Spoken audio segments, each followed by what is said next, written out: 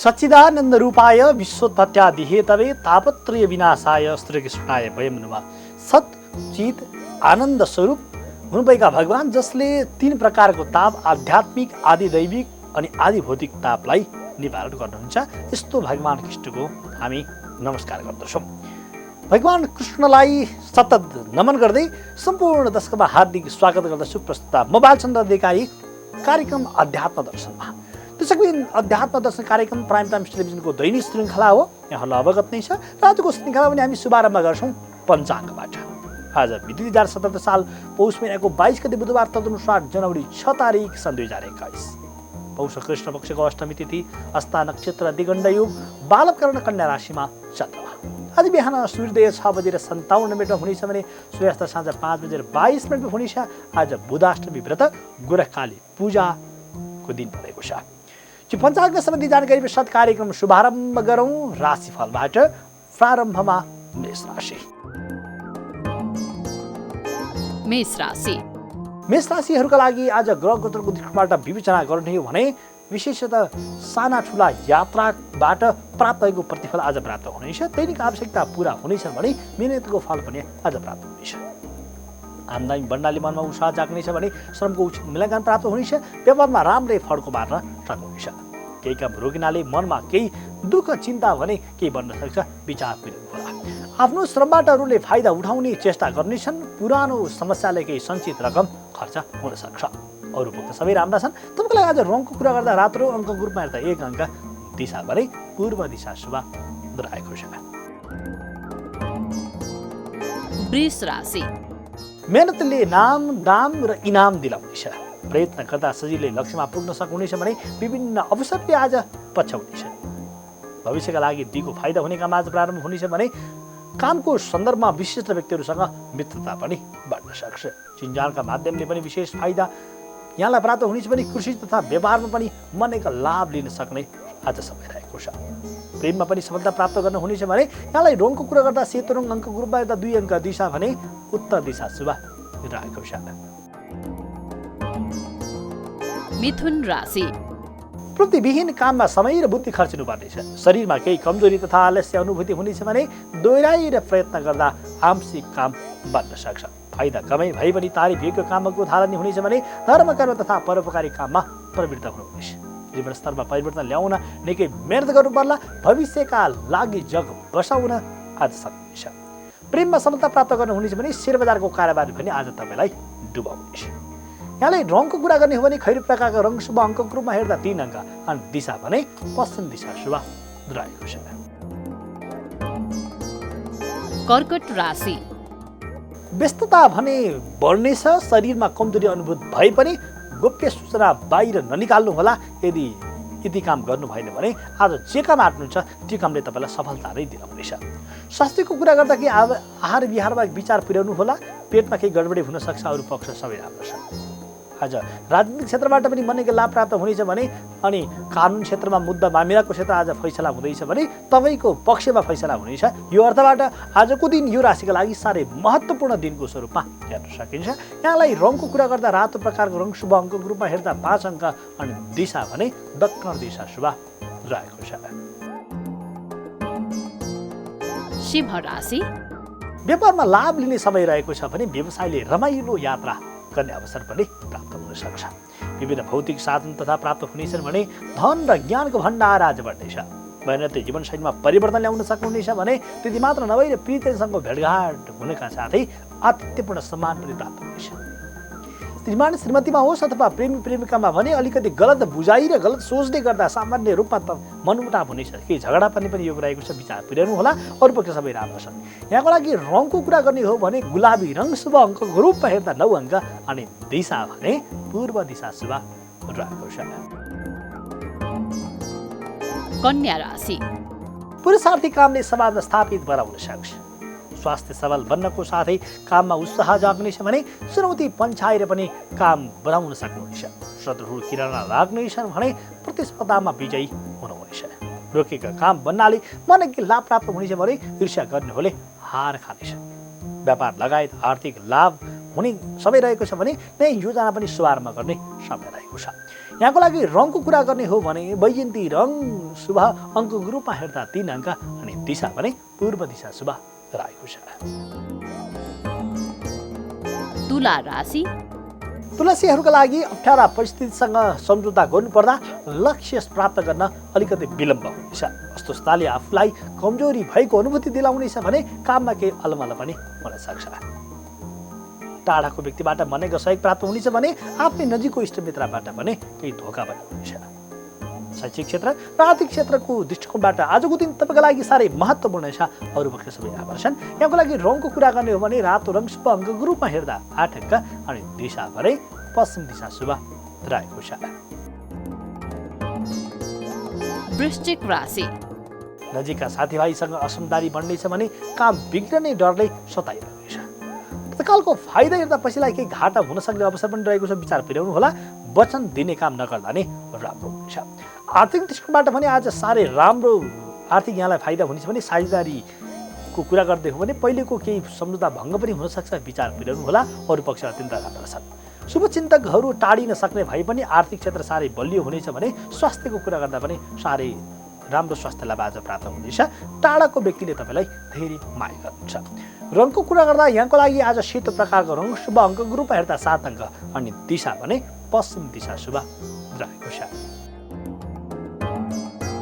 धनु राशि छोटो समयमा राम्रो उपलब्धि हात पार्न सफल हुनुहुनेछ भने स्रोत साधन जुटानले गरेको कर्मको उचित प्रतिफल पनि प्राप्त हुनेछ। मेहनतले दैनिकीमा परिवर्तन ल्याउन सक्नुहुनेछ। रोकेका काम बन्ने नयाँ काम सुरु गर्दै समय रहेको छ।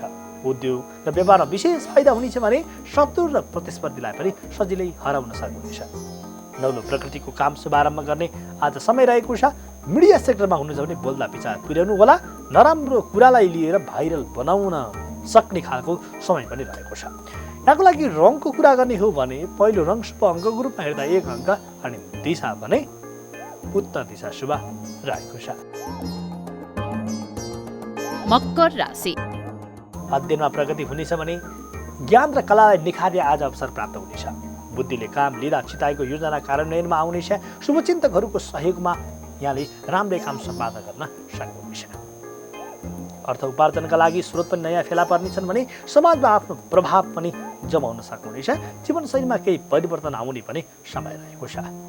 अलिकति चिसोबाट भने विचार पुर्याउनु होला। यहाँको लागि रङको कुरा गर्ने हो भने खैरो प्रकारको रङ अङ्कको रूपमा हेर्दा 6 अङ्क अनि दिशा भने पूर्व दिशा शुभ रहेको छ।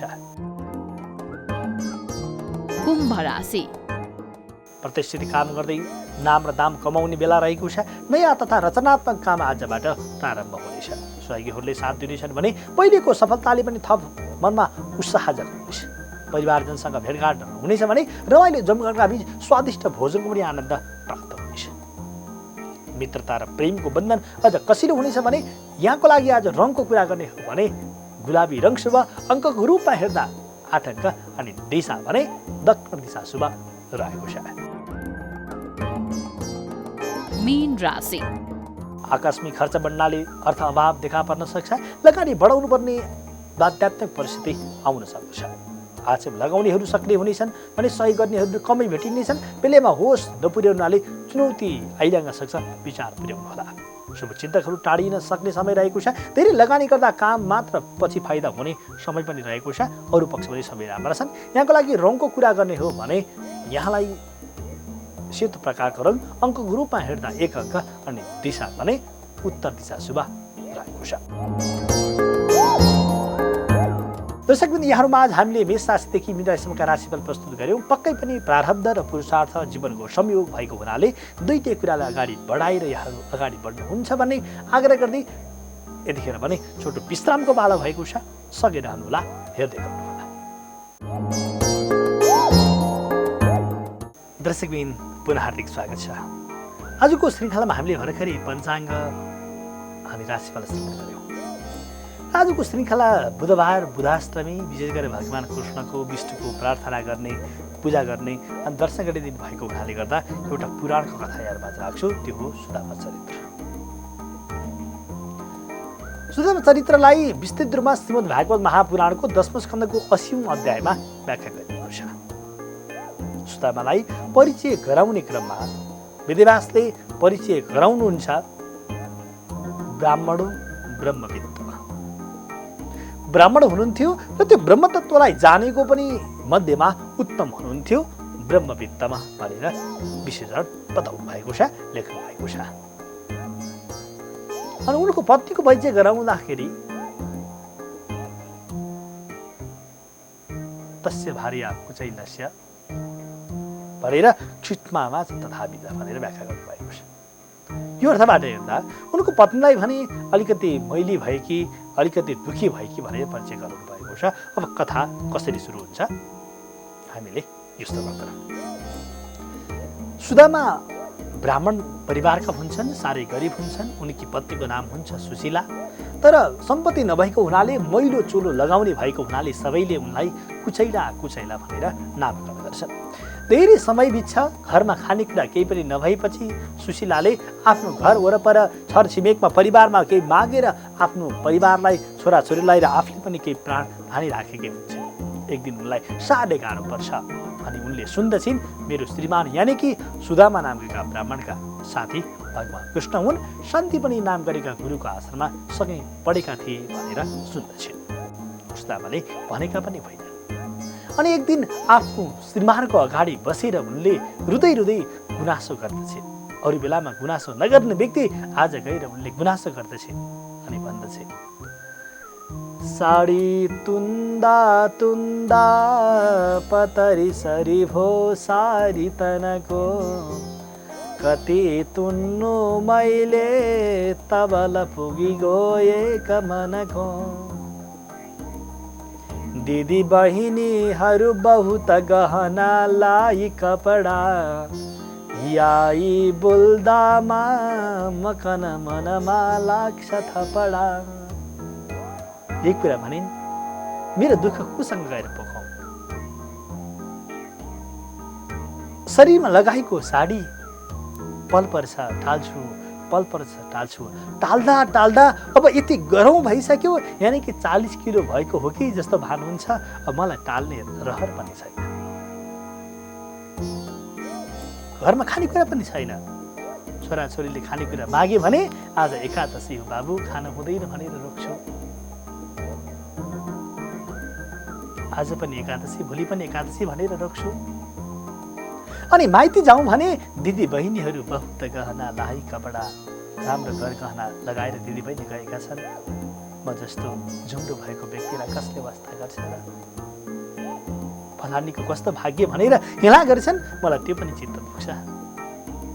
अनि म कहाँ जाउँ हे पतिदेव भनेर अरूले मिले गरे। सुदामले सम्झाउने प्रयास त गरे। अन्तिममा सुशीलाले भन्दछन्, हे प्रभु, तपाईँको साथी सखा भगवान श्रीकृष्ण हुनुहुन्छ अरे, त्यसकारण भगवान श्रीकृष्णको धाममा गएर केही कुरा मागेर ल्याइदिनु भयो भने मेरो लागि ठुलो हुनेछ। कृष्ण भगवानका 16,108 रानीहरू छन् रे। पुराना कपडा मेरो लागि नयाँ हुनेछ अनि यहाँको लागि पनि पुरानो कपडा नयाँ हुनेछ भनेर आफ्नो श्रीमान अगाडि गएर गुनासो पोखे।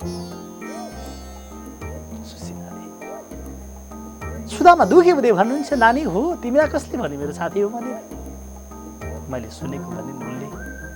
सुदामा भन्नुहुन्छ, नानी साथी भए पनि कति धेरै वर्ष भइसक्यो नभेटेको, आज साथीकोमा के माग्न भएर जाउँ? म जान सक्दिनँ, लाज लाग्छ मलाई, म जान्न भनेर सुदामाले इन्कार गरे। सुशीला पुनः दुखी हुँदै हुँदै आफ्नो श्रीमानलाई सम्झाउँदछ। त्यसैले आफ्नो श्रीमानलाई प्रेमपूर्वक उनले सम्झाए, अरूले बिने गरे। अब सुदामा हुन्छ भनेर जान्छु भनेर लागे, फेरि जान मन छैन एक मनमा। अनि रोक्छन्, नानी बुढो भएको व्यक्तिकोमा जान, बच्चाकोमा भएकोमा जान, अनि गुरुकोमा जानको लागि, साथीकोमा जानको लागि केही कोसेली त चाहियो। आखिरी कोसेली के छ र हाम्रो घरमा भनेर अड्काउन खोजे। अब सुशीला यति खुसी भइन्, मेरो पतिदेव आज कृष्णकोमा जाँदैछन् भनेर दौडिएर गएर जहाँ जहाँ माग्नु पर्ने हो गाउँमा गएर माग्न थालिन्। अनि भनिन्, आज मेरो पतिदेव भगवान कृष्णकोमा जाँदै हुनुहुन्छ, केही कोसेली त दिनुहोस्।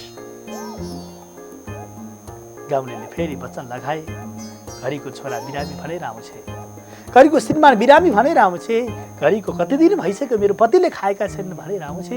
आज उसको पति यस्ता झुम्रे व्यक्ति पनि कृष्णसँग भेट्न जाने अरे।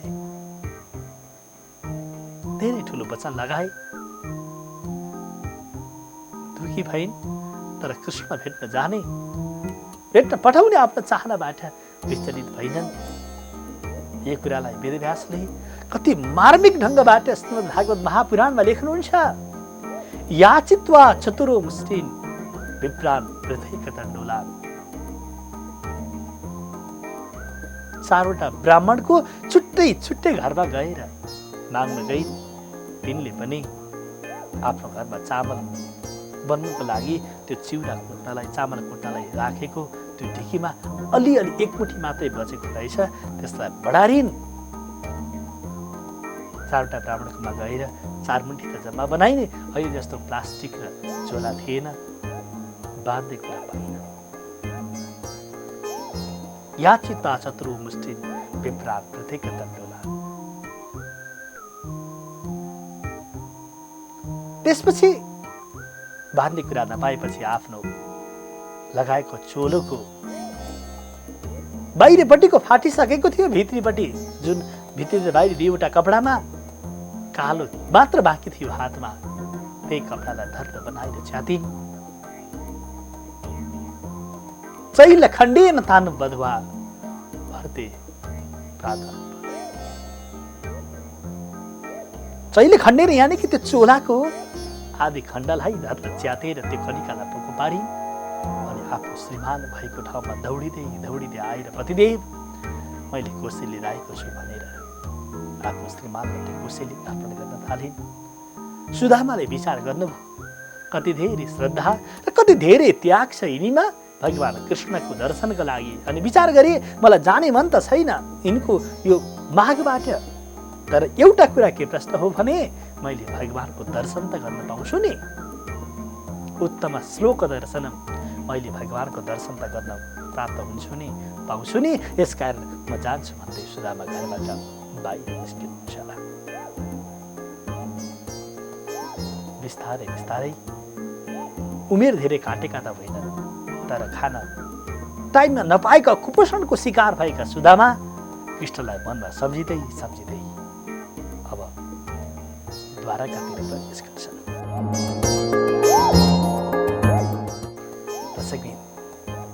सुदामा द्वारकातिर प्रवेश गरिरहेका छन्। भगवान कृष्णलाई मनमा सुदामाले विशद ढङ्गबाट सम्झिरहेका छन्। जाँदा जाँदा सुदामा भगवानको ढोकामा पुग्न आरम्भ गर्नुहुन्छ। ढोका बालेलाई अनुनय विनय गरिसकेपछि बल्ल सुदामा आएको खबर गरिदिन्छन्। पछि भगवानलाई खबर प्राप्त भएपछि मेरो सुदामा आज कहाँबाट आयो भनेर भगवानले आएर अङ्कमाल गर्नुहुन्छ। सुदामा साह्रै प्रसन्न प्रफुल्लित हुनुहुन्छ। कृष्ण कति ठुलो चाहनाबाट आज मैले भेट्न पाएँ भनेर प्रफुल्लित हुनुहुन्छ। सुदामाको प्रेमबाट भक्तिबाट भगवान श्रीकृष्ण बडो आनन्दले बडो प्रेमपूर्वक गफगाफ गरेर बस्न आरम्भ गर्नुहुन्छ। त्यसैबिन अब यो प्रसङ्ग कस्तो प्रकारको प्रसङ्ग चल्छ त, कुराकानी के हुन्छ त, अनि बाँकी प्रसङ्ग अब भगवानको र सुदामाको बीचमा के कुराकानी हुन्छ, के सुदामालाई भगवानले साँच्चै धनी बनाउँछन् अथवा सुदामाको स्थिति के हुन्छ भन्ने प्रसङ्ग यहाँहरूमा आज हामी राख्ने जमर्को गर्दै थियौँ। तर आजको हाम्रो निर्धारित समयले चित्त पार गर्न लागेको हुँदा अर्को श्रृङ्खलामा यानि कि भोलिको श्रृङ्खलामा यो बाँकी कथा यहाँहरूमा लिएर आउने बाचा गर्दै आजको श्रृङ्खलाबाट भने समग्र युनिट बिदा माग्दछ। यहाँहरूको समय कल्याणमय होस्, मङ्गलमय होस्। बाँकी कथालाई यहाँहरूले हेर्नको लागि सुन्नको लागि भने फेरि भोलिको श्रृङ्खलालाई प्रतीक्षा गर्नुहोला भन्दै प्राइम टाइम्स टेलिभिजनमा हेरेर साथ दिइरहनु भएको छ, हेर्दै गर्नुहोला भन्ने पनि आग्रह गर्दै यो श्रृङ्खलाबाट भने प्रस्तुतता बालसुन्दर अधिकारी बिदा माग्छु। हस्त नमस्कार।